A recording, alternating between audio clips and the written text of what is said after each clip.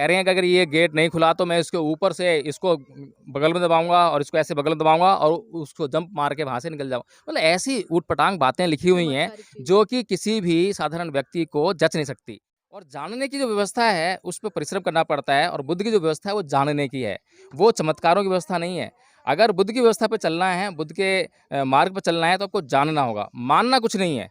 बुद्ध ने भी कुछ कहा है, तो उसको जाने बगैर नहीं मान सकते आप। कुछ लोग ये स्थापित करने का प्रयास करते हैं या इतिहास से बताते हैं कि जब महाकाणिक तथागत बुद्ध सिद्धार्थ के रूप में जन्म हुए तो जन्म लेते ही वो 7 कदम चले थे। पाली तो का सर इसमें इस्तेमाल क्या किया सच्चाई है? ताकि जो सिद्धांत उन्होंने खोजे हैं, वो सिद्धांतों को आम व्यक्ति को बताया जा सके। क्योंकि यदि उस वो व्यक्ति जो है, जो आम है, कुछ जानता नहीं है, दुःख में पड़ा हुआ है, उसके अगर दुःख से मुक्त करना है, तो वो सिद्धांत बताने पड़ेंगे और वो सिद्धांत उसको समझ में भी आने चाहिए। अगर हमने बताए कोई सिद्धांत किसी और भाषा में बताया, बहुत ज़ोर लगाया, बहुत प्रयास किया, लेकिन वो सिद्धांत उस व्यक्ति को समझ में नहीं आया, तो वो सिद्धांत किसी काम का नहीं है।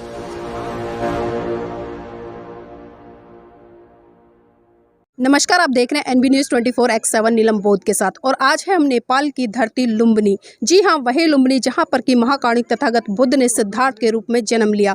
आज मेरे साथ एडवोकेट जय भीम प्रकाश जी हैं, उन्हीं से जानना चाहूँगी कि भारत की धरती से आज वो नेपाल की धरती पर आए हैं।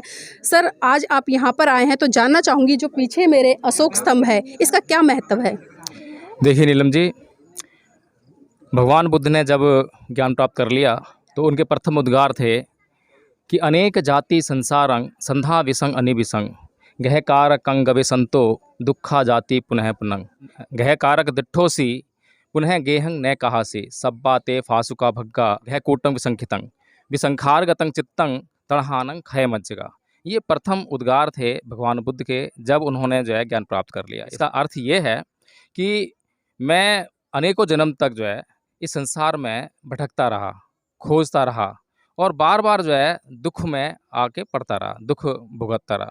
और अब मैंने जो है उस तरह का अंत कर लिया है, उस तृष्णा का अंत कर लिया है और अब मैं उससे मुक्त हो गया हूँ। और हे घाय कारक, मैंने तुझे देख लिया है, यानी तृष्णा को देख लिया है, अब तू जो है दोबारा घर नहीं बना सकेगी। जी। तो कहने का अभिप्राय ये है कि ये वो स्थान है, जहाँ पर तथागत बुद्ध ने सिद्धार्थ के रूप में जन्म लिया और फिर से एक बार इतने जन्मों तक दुखों को भुगतने के बाद अपने अंतिम जन्म में प्रवेश किया जी। और इस जन्म में प्रवेश करके उस ज्ञान को हासिल किया, जहाँ से उन्होंने उस दुःख का जो कारण है, असली कारण जो है तणहा, तृष्णा, उसको जाना और उसका अंत करके अपने जीवन को इस दुःख के चक्र से, जन्म-मरण के चक्र से, जो बार-बार उसमें आकर पड़ने का कारण बन रहा था, तृष्णा कारण जो है, उससे हमेशा-हमेशा के लिए मुक्त कर लिया।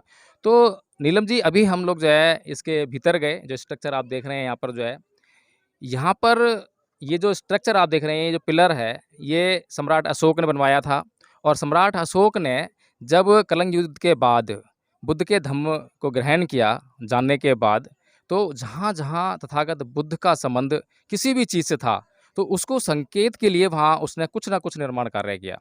तो इसी तरह से अभी हम अंदर गए थे, तो अंदर बहुत बड़ा स्ट्रक्चर है, जो कि ईंटों के द्वारा बनाया गया है।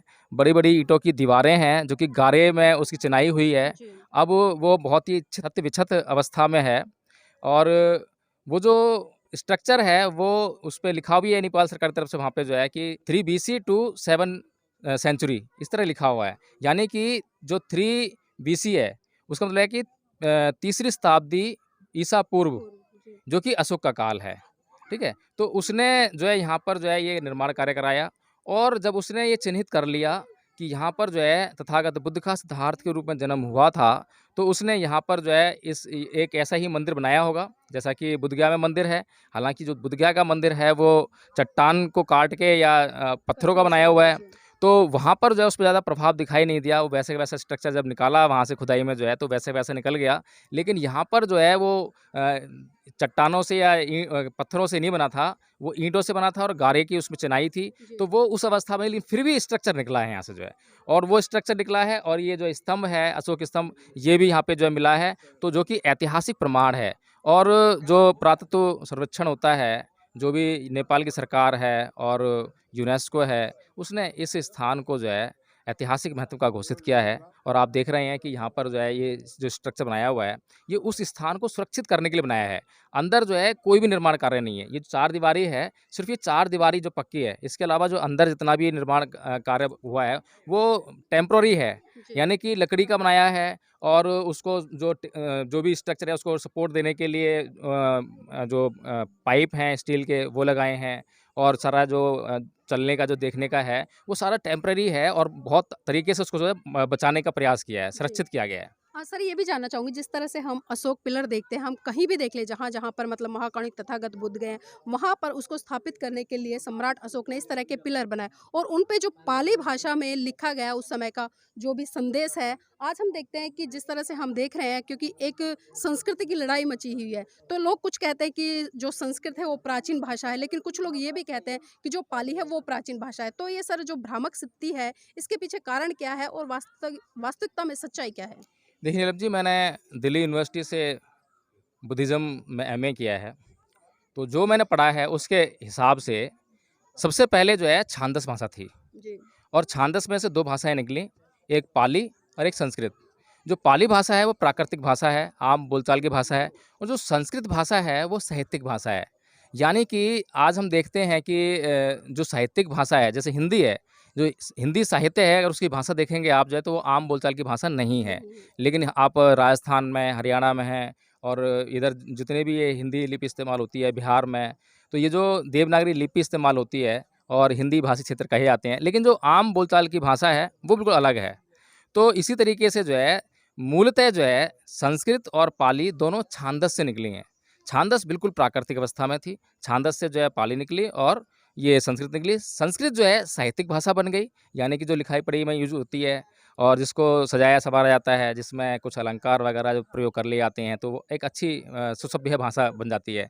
लेकिन जो आम बोलचाल की भाषा है, वो पाली रही और भगवान बुद्ध ने और भगवान महावीर ने भी जो है पाली का इस्तेमाल किया ताकि जो सिद्धांत उन्होंने खोजे हैं, वो सिद्धांतों को आम व्यक्ति को बताया जा सके। क्योंकि यदि वो व्यक्ति जो है, जो आम है, कुछ जानता नहीं है, दुःख में पड़ा हुआ है, उसके अगर दुःख से मुक्त करना है, तो वो सिद्धांत बताने पड़ेंगे और वो सिद्धांत उसको समझ में भी आने चाहिए। अगर हमने बताए कोई सिद्धांत, किसी और भाषा में बताया, बहुत ज़ोर लगाया, बहुत प्रयास किया, लेकिन वो सिद्धांत उस व्यक्ति को समझ में नहीं आया, तो वो सिद्धांत किसी काम का नहीं है।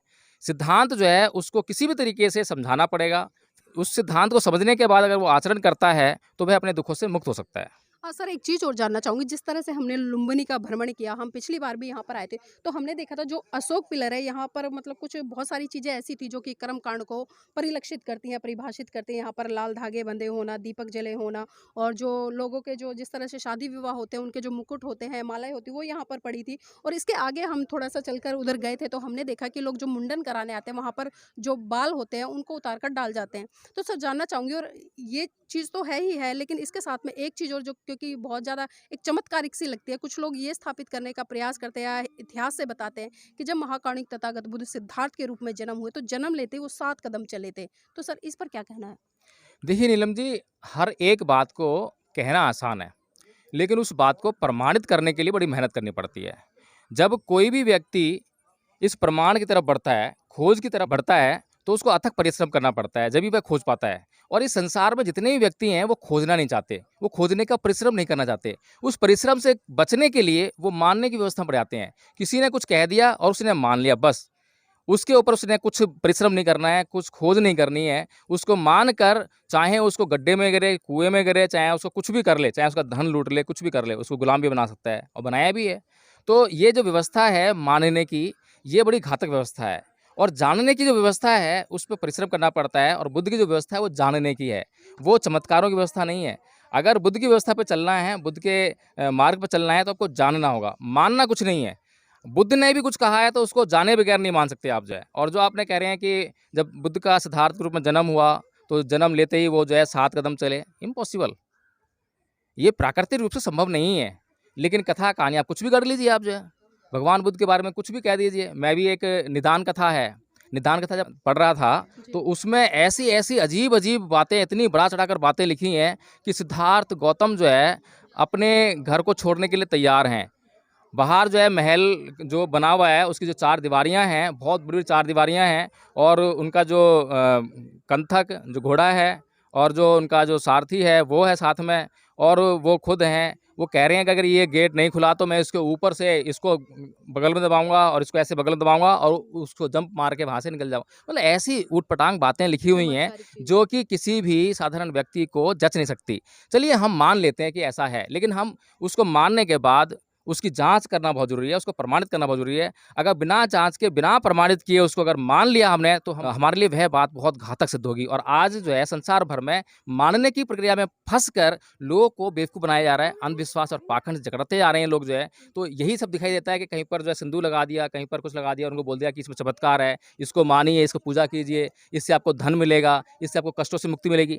धन ऐसे नहीं मिलता है, धन कमाने से मिलता है, कष्टों से मुक्ति ऐसे नहीं मिलती है। कष्टों से मुक्ति पाने के लिए आपको शील का आचरण करना पड़ता है, अपने व्यवहार को शुद्ध करना पड़ता है, जब आपको जो है कष्टों से मुक्ति मिलती है। बहुत-बहुत धन्यवाद सर आज की इस चर्चा में जुड़ने के लिए और बिल्कुल स्पष्ट कर दिया जिस तरह से महाकारुणिक तथागत बुद्ध ने भी कहा है कि आप किसी भी बात को इसलिए मत मानो कि बड़े-बड़े लोग कह रहे हैं, किसी बात को इसलिए मत मानो कि वो बहुत बड़े धर्म ग्रंथों में लिखे है, किसी भी बात को इसलिए मत मानो कि उसे बहुत बड़ा समूह कह रहा है, बल्कि आप उस बात को तब मानो जब आप उसको अपनी बुद्धि की कसौटी पर खरा उतार लो और उसमें जाँच-पड़ताल करके पूरा निर्णय पर पहुँच जाओ कि ये बात सही है, इससे हमारा कल्याण होगा, परिवार का कल्याण होगा और समाज के कल्याण के साथ-साथ में हमारा देश का भी कल्याण होगा, तभी आप उस बात को मानो, अन्यथा उस बात को वहीं का वहीं छोड़ दो।